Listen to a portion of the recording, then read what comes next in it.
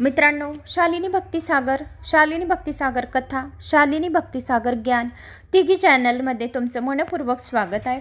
श्री अवधूत चिंतन, श्री गुरुदेव दत्त स्वामी महाराज सर्व तुमच्या चांगल्या इच्छा लवकरात लवकर पूर्ण करो ही स्वामींच्या चरणी मी प्रार्थना करते। आणि आज ह्या कार्तिक मास महात्म्य अध्याय 3 ला सुरुवात करते। तर आपले हे कार्तिक मासचे 2 अध्याय श्रवण झाले आहे। तर आता आपण तिसऱ्या अध्यायाला सुरुवात करूया। श्री गणेशाय नमो नमः। तर तुलसीची पूजा तुम्ही रोज करत आहेत, तर सर्वांनी तुलसीची पूजा रोज करा। सकाळ संध्याकाळ तुलसीला दिवा लावा आणि जे कुंडीत एखादं तुळशी पत्र पडलं असेल, रविवार, अष्टमी, नवमी, पौर्णिमा, अमावस्या, एकादशी, काही चांगल्या तिथीवर तुळशी पत्र मंजुरा तोडणे वर्जित आहे। तर कुंडीतले तुलसी पत्र राहिले तर ते तुलसी पत्र घेऊन शालिग्राम, विष्णू भगवान, श्रीकृष्ण भगवान यांना तुम्ही धुवून गंगाजलने अर्पण करू शकतात। आणि एक तुलसी पत्र आपल्याजवळ कुठे भी शरीरावर तुम्ही ठेवू शकता। याच्याने आपले दिवसभरचे जितके पण पाप राहतात, पाप याने काय, खोटे बोलणे, कळत न कळत चुका घडणे यांना पाप म्हणतात। ज्यांना ज्यांना माहिती आहे ते हातून हे एक वाईट कर्म आहे ते तर करणार नाहीत, आपल्याला माहिती आहे, पण न कळत काही चुका होऊन जातात। आपल्याला त्याचं भान पण नाही राहत की काही चुका झालेल्या आहेत। यासाठी आपल्याला हे जे श्रवण, दीपदान आणि इतके पोथी पुराण जे आपण श्रवण करतो तर कळत न कळत चुका झालेल्या असतात, तर त्या चुका आपल्या क्षमा होतात। म्हणून आपण हे पूजा, जप, तप, हवन, मंत्र, पोथी पुराण श्रवण करत असतो। तुळशी तर ही सर्वात महान आणि पवित्र असते। जो फक्त तुळसी इतकं सुद्धा श्रवण करून घेईल तरी सुद्धा त्याचे पापे जळून भस्म होऊन जातात। आणि तुलसीचं दल जर आपण अंघोळीच्या पाण्यात टाकून अंघोळ गेली तर 12 ज्योतिर्लिंग तीर्थाचे आपल्याला पुण्य फळाची आपल्याला एवढी प्राप्ती होईल असे पुराणांमध्ये सांगितलं आहे। तर तुळशीपत्र आपण कानाला साईडला बी ठेवू शकता। तुळशीपत्र आपल्या हृदयावर सुद्धा आपण श्रीकृष्ण या नावाने सुद्धा ठेवू शकता। जर आपण तुळशीपत्र जिथे आपले हृदय आहे तिथे नुसतं ठेवून बी दिलं, पुरुष असो, स्त्री असो, मुलगा असो, लहान असो, मोठे असो, म्हातारे असो, ज्यांना जे काही बिमारी असेल, रोग असेल, तर तो सुद्धा कसा बी आजारपणा असा तो नाहीसा होतो। तुळशीपत्र आणि जे व्यक्ती, कोणी म्हातारे लोक या कोणी मृत व्यक्ती ज्या वेळेस तो जात असतो या शांत होत असतो तो त्यावेळेस तुलसी मरत्या व्यक्ती ज्या वेळेस तो मरत आहे कोणी एखाद्या व्यक्ती, तर त्यावेळेस जर तुम्ही तुलसी पत्र घेऊन त्याला तुलसी पत्राने तुम्ही त्यांच्या मुखामध्ये थेंब थेंब तुलसी पत्राने पाणी जर टाकलं तर त्यांची मोक्षाची प्राप्ती होते। 7 जन्माचे दुःख, दारिद्र्य आणि कष्ट त्यांना होणार नाही, यमदूत त्यांना हात लावणार नाही। किती बी असंख्य पाप त्या व्यक्तीने केलेले असावे, पण मरण्याच्या वेळी जर तुलसी दलाने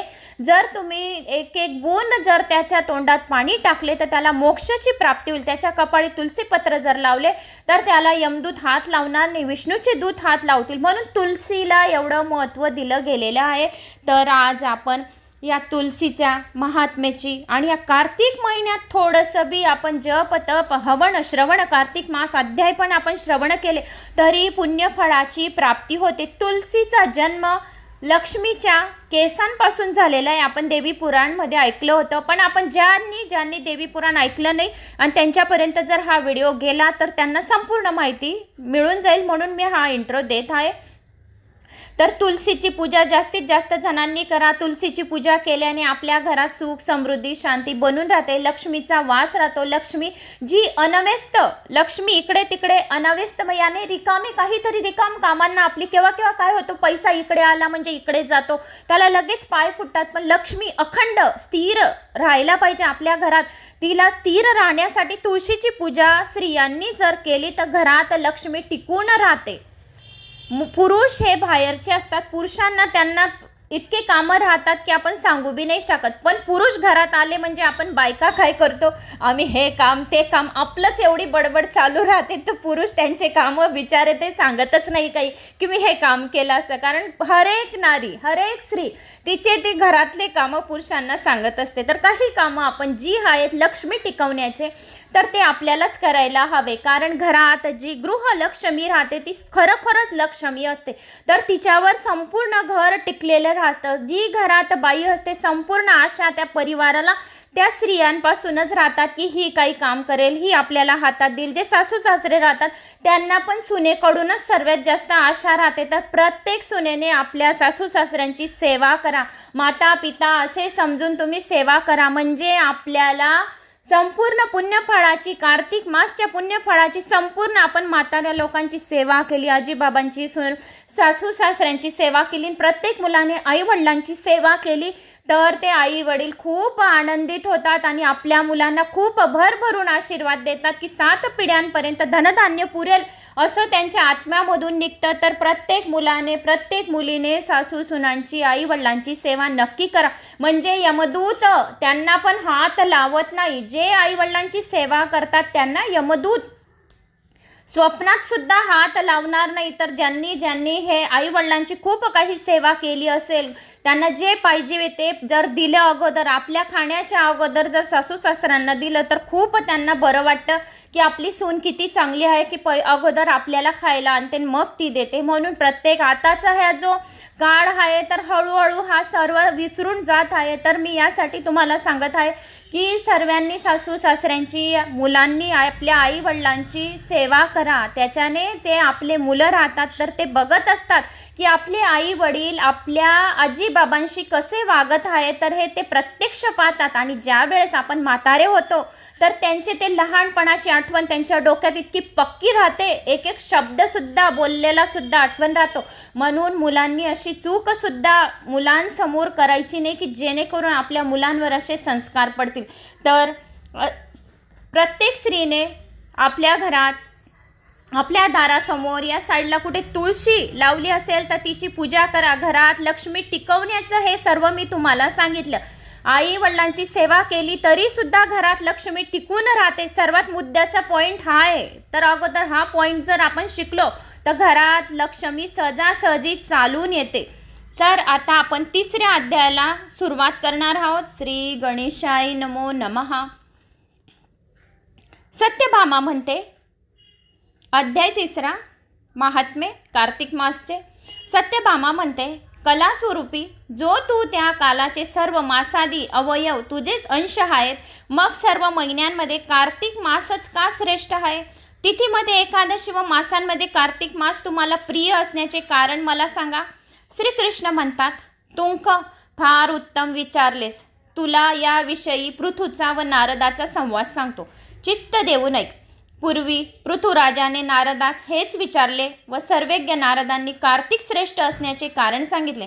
नारद म्हणतात, पूर्वी त्रैलोक्य जिंकण्यास समर्थ असा महापराक्रमी सागराचा पुत्र शंख नावाचा राक्षस होता. त्याने देवास जिंकून स्वर्गातून घालवून दिले व इंद्रिकांचे सर्व अधिकार हरण केले. नंतर ते सर्व देव त्यांच्या भयाने मेरू पर्वताच्या गुहेत गेले व पुष्कळ वर्षपर्यंत स्त्रिया व बांधवांसह तेथे दडून राहिले. ते देव गुहेत असता तो दैत्य विचार करू लागला, देवांचा पराभव करून त्याचे अधिकार मी जरी हरण केले तरी ते बलवान दिसतात, तेव्हा काय करावे? मी समजलो, देव वेदमंत्रांनी बलिष्ठ झाले आहेत तेव्हा वेदमंत्र हरण करावे, म्हणजे ते सहज बलहीन होतील. असा विचार करून विष्णूला झोप लागली आहे. असे पाहून त्याने त्वरेने सत्यलोकाहून ब्रह्मदेवाचे वेद हरण केले. त्याने नेलेले ते वेद त्यांच्या भीतीने यंत्र, यज्ञ, मंत्र, बीजासह पाण्यात शिरले. त्यांच्या शोधाकरता शंकासूर समुद्रात फिरू लागला, परंतु एके ठिकाणी गुप्त असलेले ते वेद मंत्र त्यात दिसले नाहीत. नंतर ब्रह्मदेव देवासह पूजादिक साहित्य घेऊन वैकुंठात विष्णूला शरण गेला.